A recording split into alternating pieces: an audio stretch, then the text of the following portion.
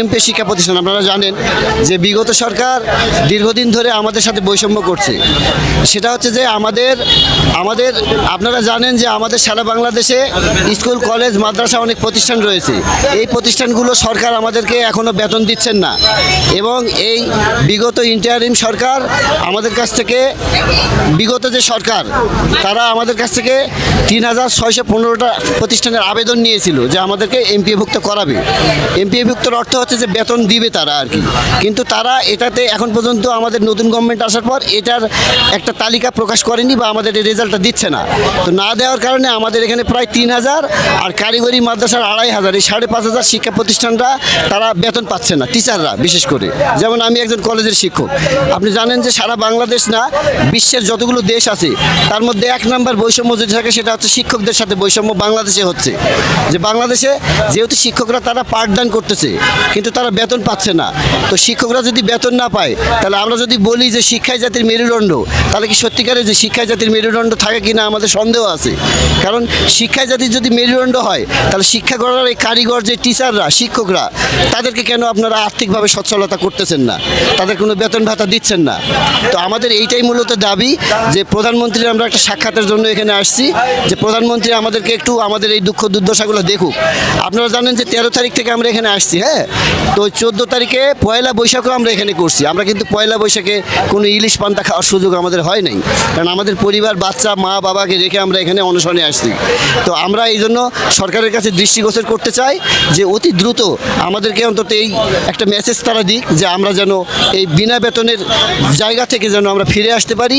এবং আমরা মনে করি বর্তমান সরকার হচ্ছে শিক্ষক বান্ধব সরকার এবং এই জন্য তারেক রহমান স্যারের কাছে আমাদের আকুতি যে আমাদের একটা সমাধান উনি যেন আমাদের বের করে দেয়, আমরা যেন এই অর্থ বছরে এই প্রতিষ্ঠানগুলো শিক্ষকগুলো তার আপনাদের এই শিক্ষা প্রতিষ্ঠানের উপরে শিক্ষামন্ত্রীর একটা ব্যাপক ভূমিকা রয়েছে। শিক্ষামন্ত্রী বিভিন্ন ক্ষেত্রে তার কার্যকর ভূমিকা পালন করছে, কিন্তু আপনাদের এই মানববন্ধন এবং অবস্থান কর্মসূচির উপর তিনি কতটা অবগত এবং পরবর্তী যে আপনাদের ধাপগুলো কতটা বাস্তবায়ন হবে বলে আশা করি? অনেক সুন্দর প্রশ্ন করছেন। দেখেন, আমরা শুধু এইখানে মানববন্ধনের আগে কিন্তু শিক্ষামন্ত্রীর সাথে দেখা করে 2বার স্মারকলিপি দেওয়া হয়েছে, ঠিক আছে, গভর্নমেন্ট আসার পরই জেলা বিভাগীয় এবং জেলা পর্যায়ে, এবং কিছুদিন আগেও একটা স্মারকলিপি দেওয়া হয়েছে। উনি এটাতে অবগত, কিন্তু উনি বলছে যে আমরা এই অর্থ বছরে দেবো না, আমরা আগামী অর্থ বছরে দেবো। কিন্তু আমাদের কথা হলো যে 25-26-এর অর্থ আমাদের বাজেট আছে যে আমাদের প্রতিষ্ঠান দিতে পারবে, কিন্তু 25-26-এ না দিয়ে 27-এ নিয়ে গেলে আমাদের এই টিচাররা তো এমনিতেই বেতন পাচ্ছে না। তাহলে 1 বছর পরে কী ধরনের সিচুয়েশন হবে এটা তো আমরা জানি না। যেহেতু এই অর্থ বছরে আমাদের আবেদন নেওয়া হয়েছে, এটার জন্য আমরা চাচ্ছিলাম যে আমাদের এই বছরে যেন আমাদের এই গতিটা করে দেয় সরকার, এটাই আমাদের কাছে দাবি। এবং প্রধানমন্ত্রীর প্রতি আপনার কতটা আসলে দাবি উত্থাপন করছেন এবং আশাবাদী কিন্তু বেশি। আমরা প্রধানমন্ত্রীর কাছে এই কারণে আশাবাদী যে দেখেন, উনি কিন্তু প্রথমে এসেই এর আগে কিন্তু ওনারা নির্বাচিত হওয়ার আগে বলেছিলেন যে আমরা হয়তো একটা পরিবার কার্ড দিব, কৃষক কার্ড দেব, তাই না? এই কথাটা বলার পরে কিন্তু উনি ক্ষমতা আসার পর কিন্তু এটা প্রয়োগ শুরু করছে। তো এইটা তার একটা পজিটিভনেস। আমরা শিক্ষকরা মনে করি যে উনি হয়তো বা আমাদের এই নন এমপিও দুঃখ দুর্দশাগুলো জানেন না, বা জানলে ওইভাবে হয়তো ব্যাখ্যা হয়নি, অথবা মন্ত্রী পরিষদ বা সচিব মহোদয়রা বা অর্থ মন্ত্রণালয় বা শিক্ষা মন্ত্রণালয় সেভাবে তাদেরকে ব্রিফিং করেনি। আমাদের কাছে মনে হচ্ছে যে ওনার নলেজে গেলে পারে অবশ্যই আমাদের দিকে ওনারা এটা পজিটিভ একটা দেবে।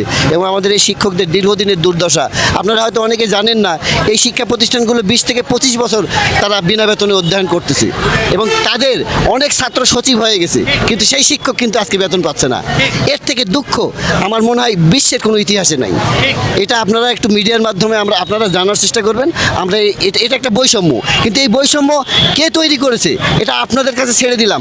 কারণ বিগত সরকার 17 বছর শাসন করার পর তারা আমাদের এমপিওভুক্তর দ্বার তেমন একটা খুলতে পারেন নাই। প্রতি বছর বাজেট আসে, সেই বাজেটের টাকা তারা আমাদেরকে এমপিও দেয় না। যদি তারা এমপিওটা দিত তাহলে আমাদের এতগুলো প্রতিষ্ঠানে এক জায়গায় 6,000 হইতো না। তো এগুলো আসলে বলার কিছু না, এটা স্বৈরাচার সরকারের কারণে আমাদের কিন্তু আজকে এই দুর্দশা। তো আমরা চাই যেহেতু এই গভর্নমেন্ট শিক্ষক বান্ধব, আমরা আমাদের পূর্বের যে সমস্যাগুলো আছে সরকার যেন অতি দ্রুত সেগুলো আমলে নেয়, নিয়ে আমাদের এই নন এমপিও জাতির যেন মুক্তি প্রদান করে, এটাই আমাদের আশা। আরেকটা প্রশ্ন হলো, এই এমপিও ভুক্তির যে দাবিটা করছেন আপনারা, দাবিটা তো সরকারের প্রতি রাখছেন, কিন্তু মাননীয় সচিব থেকে আপনাদের এই শিক্ষা পর্যায়ে যে ঊর্ধ্বতন অফিসাররা আছে তারা আপনাদের কতটা সহায়তা এবং আশ্বাস দিয়েছে? আচ্ছা, ওনারা আশ্বাস বলতে যে কোনটা 1700, হ্যাঁ, ওনারা আশ্বাস বলতে যে ওনারা আমাদের কাছে 3615টা প্রতিষ্ঠানের আবেদন নিয়েছিল, 3600 প্রতিষ্ঠানের প্রায় আবেদন নিয়েছিল, এবং ওনারাই মন্ত্রণালয় থেকে অর্থ বরাদ্দের জন্য 1719টা প্রতিষ্ঠানের তালিকা পাঠাইছিল। তালিকা বলতে তালিকাটা দেয়নি, কিন্তু সংখ্যাটা জানাইছিল এই অর্থ বাজেটের জন্য, কিন্তু পরবর্তীতে তারা এই 1700 প্রতিষ্ঠানটাও কিন্তু আমাদের এখন এমপিভুক্ত করছে না। তো এখন এই জায়গায় আমরা আসলে দ্বিধা সংকোচের মধ্যে পড়ে গেলাম যে তাহলে আমরা কি আবার বৈষম্যের শিকার হতে যাচ্ছি? কিন্তু আমরা আশাবাদী যে এই সরকার আমাদের দিকে অবশ্যই দেখবেন। এবং আরেকটা বিষয় আপনাকে বলি, কিছুদিন আগে শিক্ষামন্ত্রী বলছে যে শিক্ষকদেরকে কখনো মাঠে দাঁড়াইতে হবে না, কিন্তু দুঃখজনক হলো সত্য, আজকে আমরা মাঠেই দাঁড়িয়ে আছি।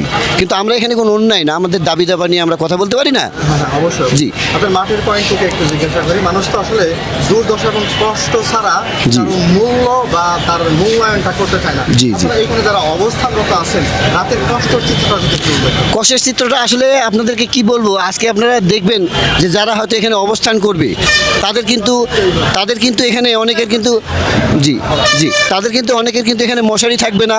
তারা কিন্তু কি করবে, তারা রাত্রে মশার কামড় খাচ্ছে, কুকুর বিড়ালের সাথে ঘুমাচ্ছে এবং অসুস্থ হয়ে পড়তেছে।